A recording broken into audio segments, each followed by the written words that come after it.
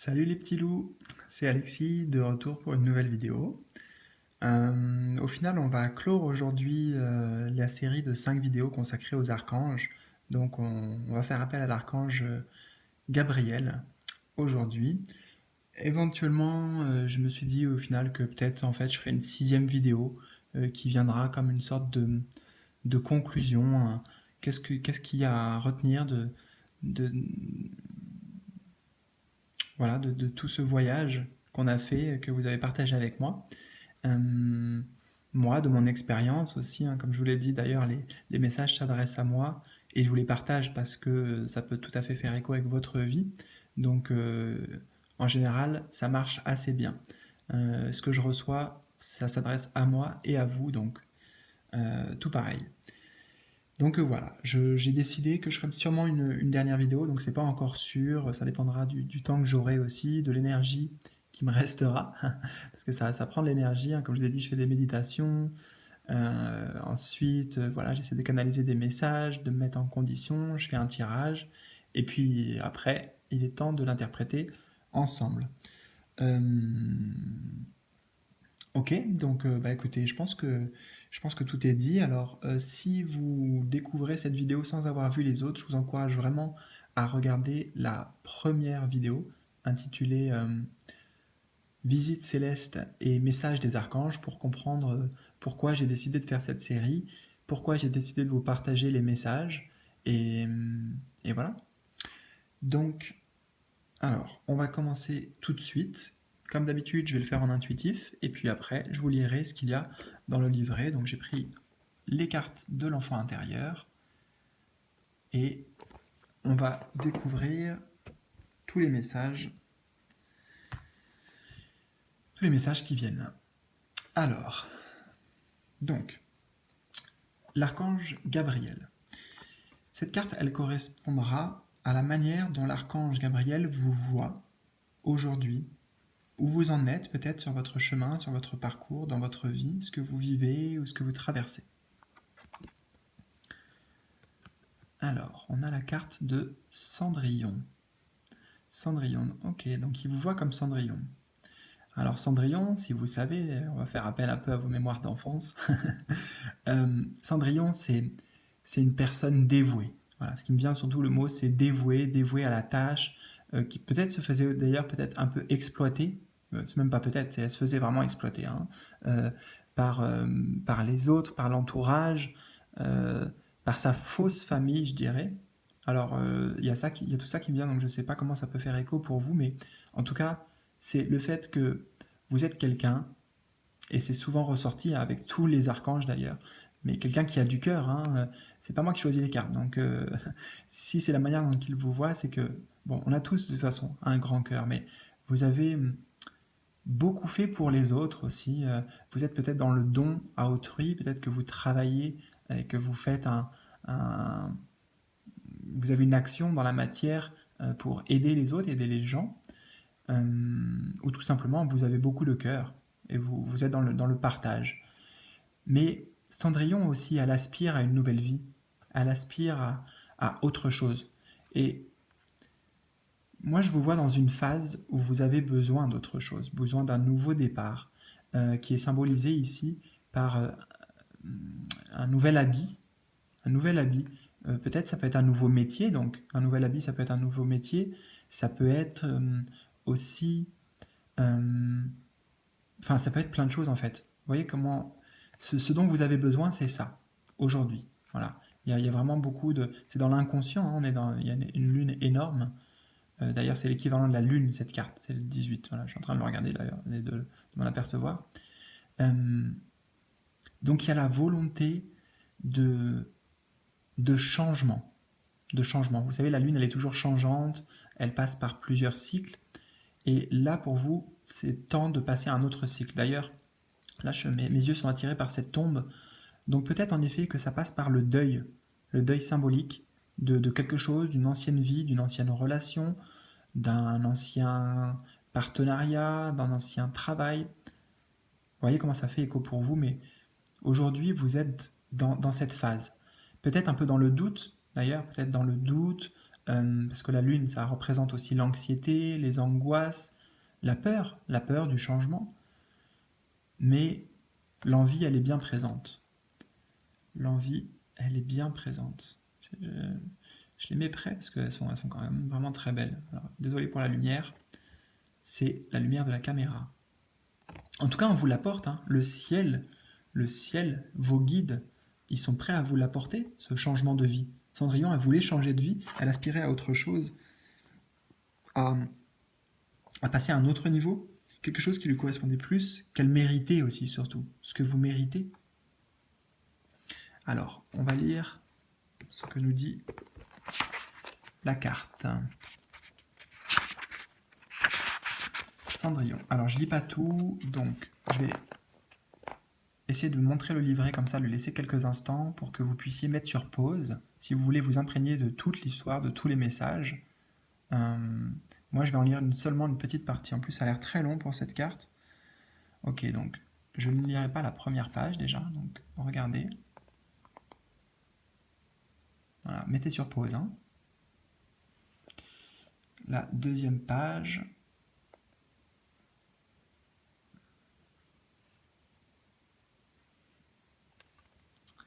Ok, est-ce que je vais lire à partir de là? Là, mes yeux, ils sont focalisés sur « Ils se marient et vivent heureux jusqu'à la fin de leur jour ». Cette fin heureuse nous dit que l'âme, Cendrillon, et l'esprit, le prince, forment toujours un couple, dont la réunion est une vérité cosmique lorsque l'existence terrestre est parvenue à son terme. C'est intéressant parce que dans la carte, on ne voit pas du tout de couple, donc c'est peut-être un rêve. Au final, on est dans le monde de la lune, dans le monde du rêve pour vous, en tout cas pour certains d'entre vous. Quand cette carte apparaît dans votre tirage, explorez les sentiments profonds que suscite en vous le passé, le foyer, la mère, les mystères de la vie et la sagesse d'Hécate, déesse de la lune dans l'Antiquité. Reconnaissez l'importance du deuil. Ah oui, ok, il le mentionne aussi, l'importance du deuil, de l'affliction et de l'humilité, car bien souvent ce sont eux qui nous ouvrent les portes d'une joie profonde et du rayonnement du cœur. Ultimement, les tâches les plus difficiles auxquelles la vie nous confronte sont le fruit du travail de l'esprit, qui donne ainsi de la force à notre âme en vue d'un service sur une échelle plus vaste, un autre niveau. Penchez-vous sur vous-même, laissez couler les larmes qui vous viennent, car ce sont les eaux de la vie. Le protecteur invincible de l'enfant n'est pas la mère physique extérieure, mais la femme ou mère intérieure, guérie, qui se révèle lorsque l'âme a été nettoyée et purifiée. Une promenade au clair de lune pourrait peut-être constituer le point de départ de ce processus de transformation émotionnelle et psychique. En effet, avec la lune, on est vraiment sur des énergies qui concernent l'émotionnel. Vous savez, je vous ai parlé de peur et d'anxiété aussi. Donc pareil, sur le plan psychique. D'accord. Alors, voyons voir ce que le conseil de l'archange Gabriel pour vous, qu'est-ce qu'il aurait envie de vous dire aussi? Est-ce que vous pouvez travailler? Est-ce que vous pouvez travailler pour avancer ce qu'il y a à travailler en vous, certainement pour avancer? Une très belle carte, le 2 de cœur. Ok. Alors, travaillez déjà sur votre communication. Là, je vois beaucoup d'eau, on est sur les cœurs qui correspondent aux coupes. Donc ça parle de la communication déjà en soi, et puis rien qu'avec l'eau, toute cette eau, mais en plus de la communication entre deux personnages. Alors ça peut être la communication avec votre autre, l'élu de votre cœur, ou donc bon, bien sûr là je pense surtout à tous ceux qui ne sont pas célibataires, parce que sinon ça vous parle pas forcément. Ouais, la communication, donc il vous conseille d'être dans la communication, et moi c'est bizarre, j'entends aussi la communion. La communion parce que la communion avec vous-même. Comme si ces deux personnages pouvaient représenter vos énergies yin et yang, et faire le lien, ouais, je fais le lien aussi avec ça, entre l'esprit et le cœur, ou la raison et le cœur, l'intellect et les sentiments, l'intellect et les émotions, enfin, trouver un équilibre. On est sur le chiffre 2 aussi, pour moi, qui peut symboliser l'équilibre. Donc c'est en vous connectant à vous-même hein, que vous pouvez rétablir l'équilibre aussi. L'équilibre et la communication. La communication entre vos différents vous, en fait, les différentes facettes de vous. Alors, là, forcément, hein, on va parler de couple aussi. Le conseil, ça peut être, justement, si vous avez des rêves aujourd'hui, s'il y a des choses qui se passent en vous, mais que vous n'avez pas encore mis au grand jour, on est sur la lune, mis au grand jour, après la lune vient le soleil, donc mis dans la clarté, dans la lumière, c'est un peu une manière de vous encourager à le faire, en fait. Parler de vos ressentis avec le cœur, de vos émotions, et partagez-les. Partagez-les avec votre autre.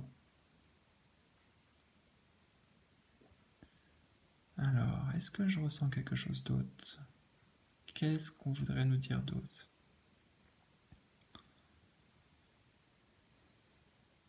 L'arc-en-ciel, ça me parle d'harmonie là. D'une belle harmonie, encore une fois, avec l'autre, qui est possible, avec soi-même aussi, une harmonie en soi, être équilibré, voilà. C'est pour ça d'ailleurs, ouais, ok. Arc-en-ciel et le 2, harmonie, harmonie, harmonie, équilibre. Voilà les mots qui me viennent. Alors, on va en apprendre plus avec le livret. Alors, je ne sais pas où ils sont puisque je ne connais pas le livre. Les cœurs. 2 de cœur, alors c'est bon. Alors, bon, je ne vais pas tout lire. On va commencer ici. Selon la mythologie classique... Allez, non, je vais tout lire. Parce que j'ai pas beaucoup lu pour la lune. Alors, la sirène et le triton de cette carte personnifient... Vous voyez bien ouais. Personnifient l'union sacrée et l'attirance dans le domaine des sentiments.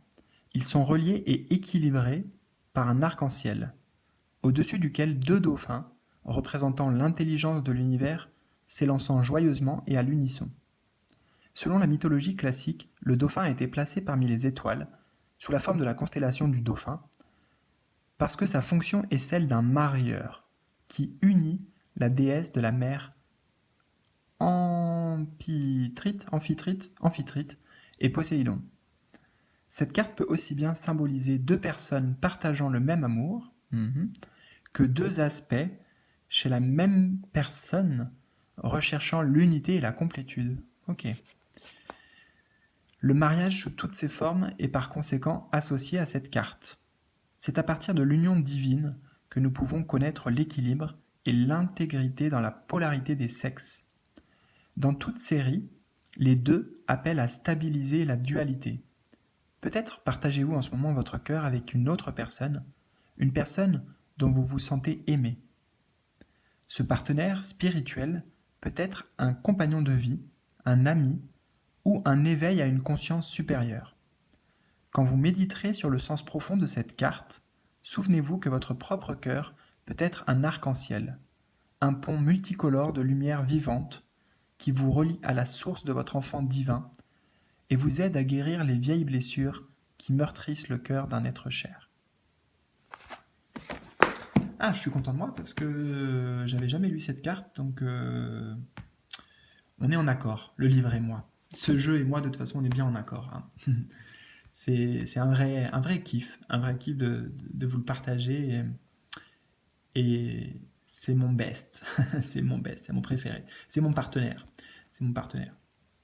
Alors, bon, voyons voir la dernière carte qui correspond à ce que vous pouvez mettre en place, vous, dans le concret, pour réaliser vos souhaits, vos souhaits profonds, votre désir de changement par rapport à cette lune. Ça peut être aussi ça pourra nous indiquer les ressources personnelles que vous pouvez mobiliser pour réaliser vos souhaits. Qu'est-ce que vous pouvez aller puiser intérieurement pour réaliser vos désirs? Alice au pays des merveilles. Voilà, ok, c'est très très intéressant parce que donc là, pour le coup, je suis focus directement sur le chiffre qu'on ne voit pas, mais c'est le chiffre 10. Bon, je connais cette carte. ça représente le 10. Et justement, ok, plein de choses qui viennent. Le 10, ça parle de changer d'un cycle et d'entamer un nouveau cycle aussi. C'est la transition. La transition. Dans le tarot de Marseille, notamment, c'est la roue de fortune, qui là donc est représentée par Alice au Pays des Merveilles. Mais c'est un changement. On est encore dans un changement de vie. Alice au Pays des Merveilles, elle va suivre le limpin blanc dans l'histoire parce qu'elle elle s'ouvre déjà à la découverte, à l'inconnu, à l'étranger. Et il y a quelque chose qui la pousse. Hein. Elle suit ce lapin, donc peut-être son intuition, pour découvrir un nouveau monde, une nouvelle vie qui peut s'offrir à elle. Mais n'oublions pas quand même que là, l'archange Gabriel, il veut nous donner une clé. On la voit pas, mais il y a une clé normalement ici. Une clé. Une clé pour avancer. Qu'est-ce qu'on peut faire? Mais peut-être il serait temps d'arrêter de tourner en rond. De tourner en rond, comme sur la roue de fortune aussi. Dommage, je ne l'ai pas à disposition parce que sinon ça aurait été intéressant que je vous la montre. Elle est dans le bureau, alors bon, je ne vais pas faire le déplacement pour y aller. Mais je vous encourage si vous voulez regarder, parce que je pense que ça vous parlera. Tarot de Marseille, la roue de fortune, numéro 10. Donc, ce que je ressens maintenant sur cette carte, arrêtez de tourner en rond. Arrêtez de tourner en rond. Vous voyez, elle essaye de... Donc, elle était sur ce manège, hein, le manège de la vie, entraînée dans un cycle. Mais là, maintenant, il est temps pour vous de comprendre certaines choses. Et c'est pas en tournant tout le temps, en se laissant entraîner dans la vie, dans comment dire, pas le rythme de la vie, c'est ça que je veux dire, hein, le travail, tout ça, les responsabilités, ce qu'on attend de nous. Là, il faut se poser. Hein. Il faut se poser pour pouvoir lire ce livre et comprendre. Donc c'est symbolique, mais ça veut dire que pour vous, il y a des choses à comprendre. Peut-être faire un bilan aussi par rapport au passé, comme si c'était le livre de votre vie, un bilan introspectif donc. Peut-être pour comprendre pourquoi ce cœur là il est à l'envers. Alors que là, les cœurs ils sont à l'endroit et il y a vraiment de la communication. Là, il est à l'envers. Donc pour moi c'est se poser. J'entends aussi, on me dit là, ok, ressasser les mêmes choses, arrêter peut-être de ressasser les mêmes choses, de retomber, retomber dans les schémas répétitifs, éventuellement que vous avez connus.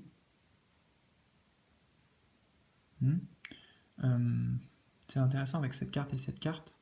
On pourrait presque voir même le même personnage. Bon là c'est Cendrillon, là c'est Alice au Pays des Merveilles, mais toutes les deux blondes, des petites blondasses. Ah, je rigole, j'adore les blondes. J'adore les blondes. Je le redis. Ok. Bon, jouons un petit peu hein, aussi. Hein. Il faut aussi prendre ça avec légèreté. Il faut aussi s'amuser. Hein. Là, ça nous invite à. Enfin, moi, ça m'invite à prendre ça avec de la légèreté et s'amuser. Mais bon, il y a quand même des choses à comprendre. Hein. On s'amuse, mais on s'amuse ensemble, là, les amis. Mais il y a aussi quand même des messages importants qui passent. Et il faut pouvoir les lire, ces messages. Les lire et les comprendre. Donc pour moi, vous avez la clé du destin, de votre destinée. Hein. Ne la laissez pas. Avec la roue de fortune, c'est quelque chose qui est souvent assimilé. C'est-à-dire qu'on voit des personnages qui sont sur une roue et ça tourne sans arrêt, ça tourne, ça tourne. Il y a une manivelle qui active cette roue. Mais qui active la manivelle? Qui fait tourner la roue? Est-ce que c'est Dieu? Est-ce que c'est les autres? Ou est-ce que c'est vous? Honnêtement, je vous conseille plutôt que ce soit vous. C'est vous qui pouvez prendre votre destin en main pour changer. On est sur la carte qui incarne vraiment le changement. Et ici, on parlait de changement.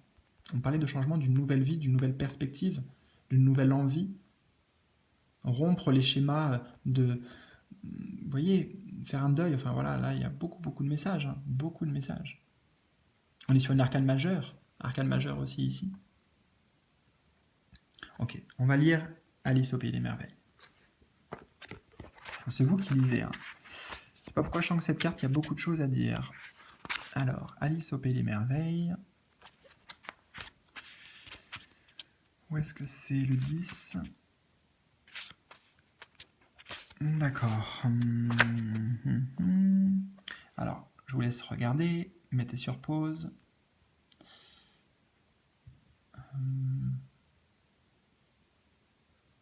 Ouais, je vais rien lire de cette page. Parce que je vois que ça continue après, donc il y a sûrement beaucoup de choses à dire. Oui, beaucoup, beaucoup.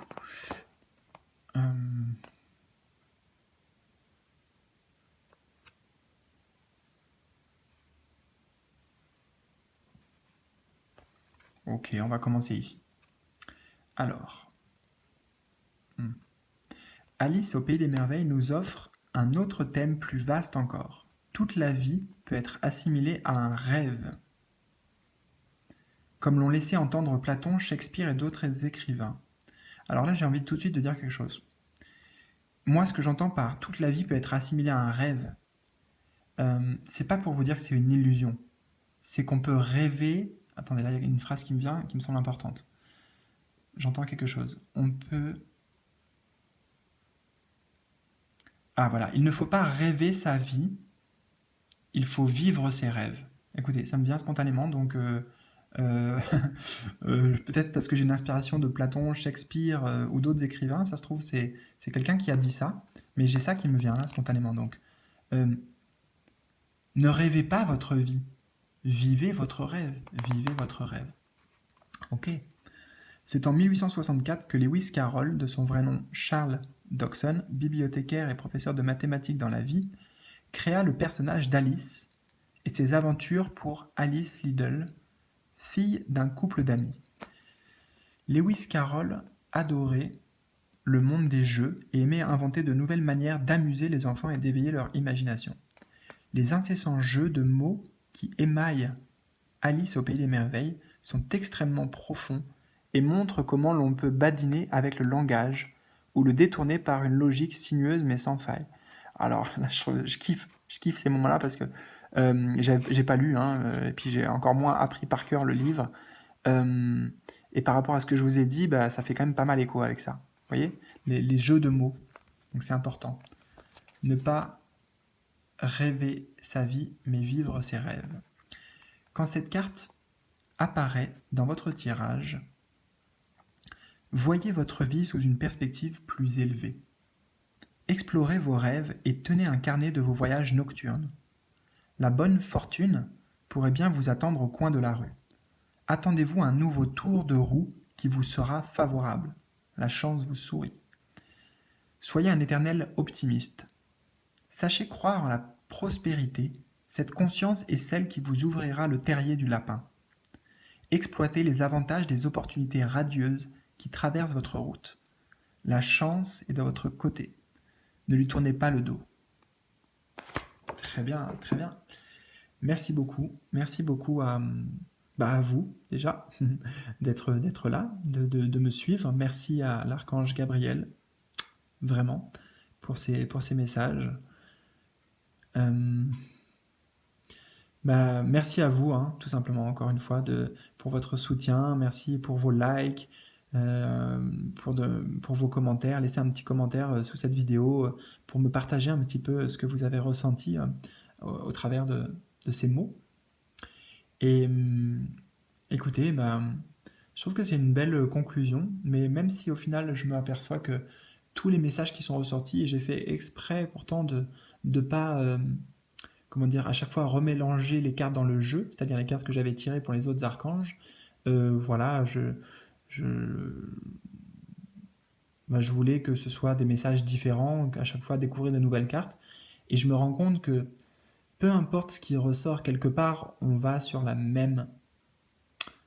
la même direction, quoi. Et au final, c'est juste écoutez-vous, écoutez votre cœur, écoutez votre intuition, reconnectez-vous à votre âme, à votre partie yin, à votre partie yang, et n'ayez pas peur d'aller dans le changement, dans l'inconnu, de suivre vos passions, vos rêves, quels qu'ils soient.